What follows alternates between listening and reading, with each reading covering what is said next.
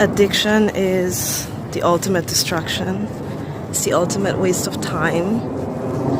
And I know it doesn't feel that way because it's our solution if we are self-medicating, which most of us are if we are addicted to something. In the best case, it's a cope. And in the worst case, it's an actual substance addiction, or corn or whatever.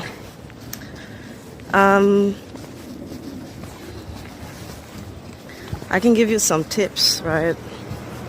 But ultimately, after being addicted for over a decade, and now being sober for good, after stopping many times, starting again, being tempted by other things instead, I can tell you that if you don't understand that there's something bigger behind this, it's not gonna really last.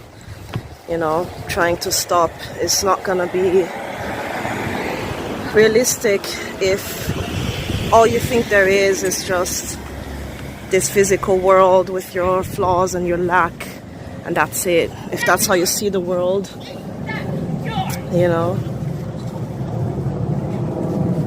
it's a problem. So what I understood at some point is, so I was smoking weed, just for context. And the feeling, and it's the same with other things, with other addictions. It's just if you add up the time that you take, right, to indulge in that, to the time where you're sober, if you count all of these hours, especially if it's a daily thing, how much time do you think you're wasting? How much time and money do you think you're wasting? That alone is not enough, because an addict's mind is not rational in that way. But the problem is that this is the main thing standing in your way of the life that you want. At some point you will understand that, and when you understand that, and it's bigger than just your feelings in the temporary moment, it's more than that. There's more to life,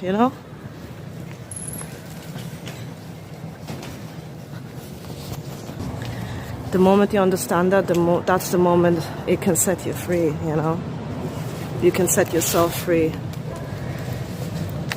And it's not easy, but it's definitely doable. Especially if you embrace the discomfort of the temporary as a form of sacrifice for the future and for your purpose. Because what does it mean to live in your purpose? It means you actually feel like you are fulfilled and content and grateful for your life. And that's a feeling that you will have every day.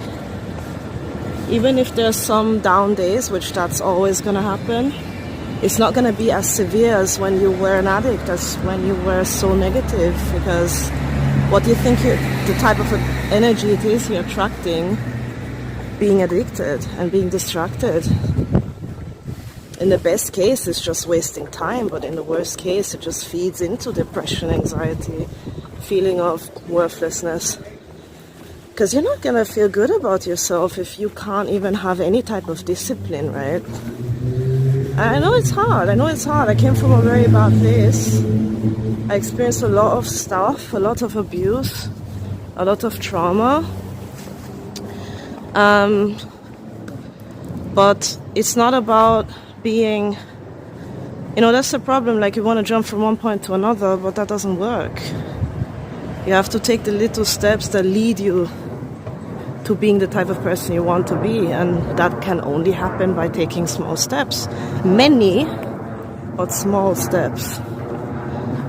And sometimes a big change is also something that we feel led to. I mean, I had to move countries to realize my ideal life. Well, to come to that point where I see it happening, It's never perfect. It's not about perfectionism. But it's about living with your actual values as a person, you know. You can't just remove an addiction and that's it. You have to replace it with something, you know.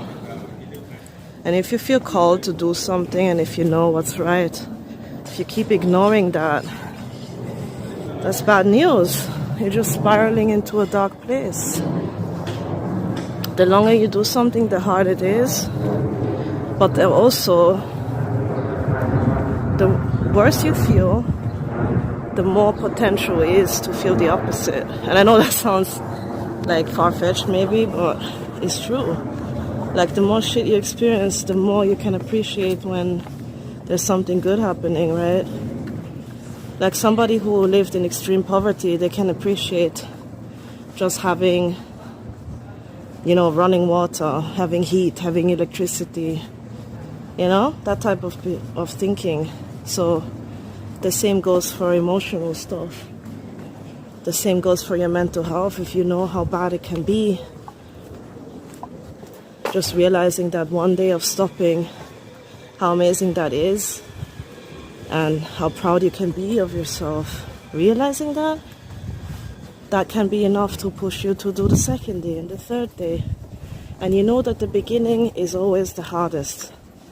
So keep in mind that when you feel really bad, that's not how it's gonna stay. And you can support yourself and get help, you know, like if you get migraines, take a damn ibuprofen or whatever. Even if I don't like doing these things, that's the time where I'm like, you know what, I'm gonna do anything I can to help myself, right?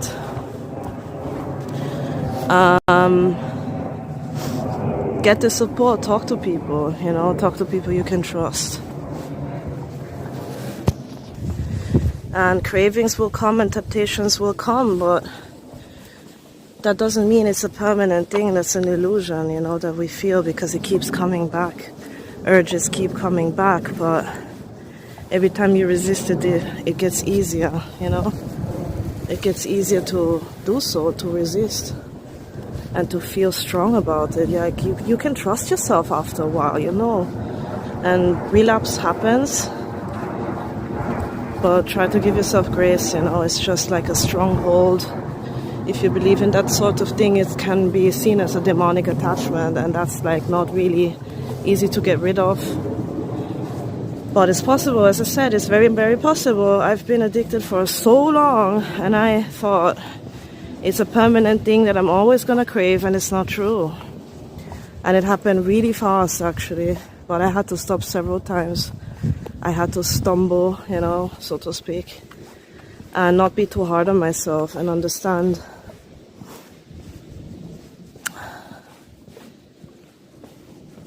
it, accept it, right?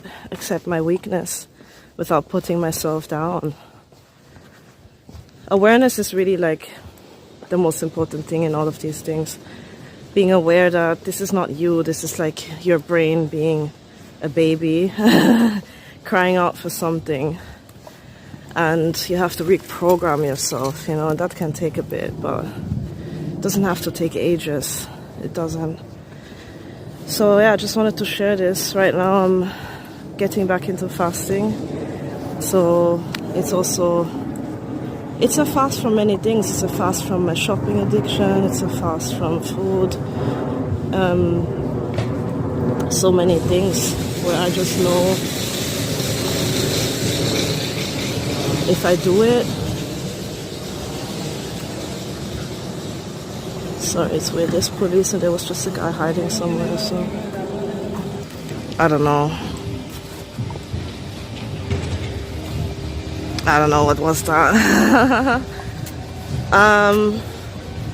Yeah, you know, I'm just fed up with these distractions, and when I sit down and make a plan for, like, financially speaking, for example, because I realize that I'm spending a lot of money, and there's, like, you have to live a little, but at the same time there's not much that I see as a change or improvement, so that kind of makes me feel fed up. You know, it's not like, oh, I bought a giant sofa and now I'm just comfortable at home and I don't even want these things. But I'm still spending a lot of money, so what is it giving me? And if I sense that, then that kind of upsets me and motivates me to change something, you know.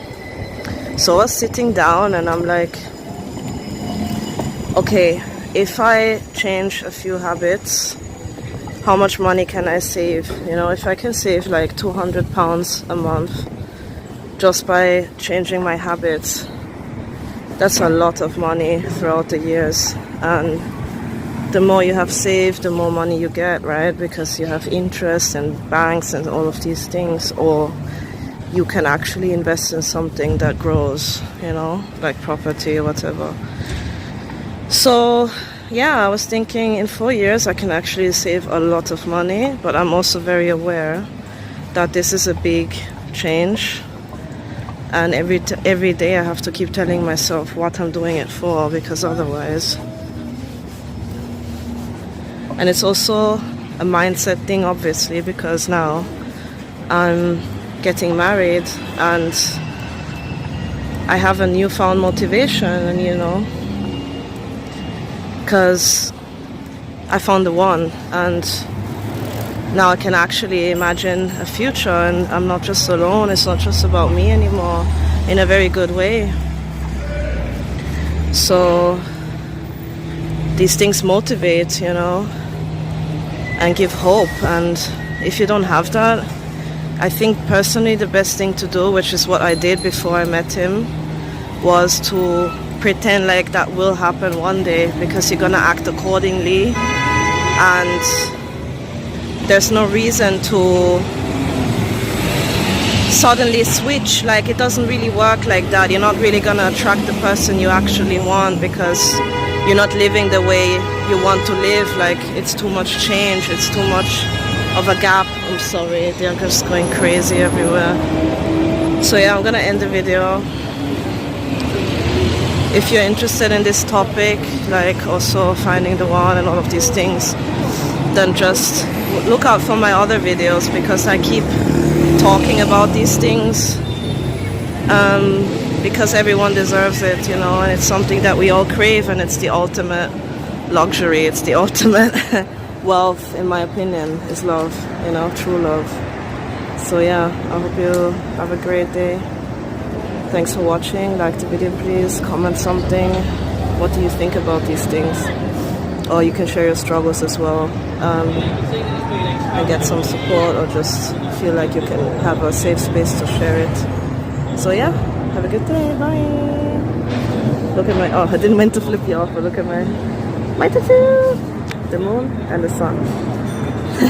Bye.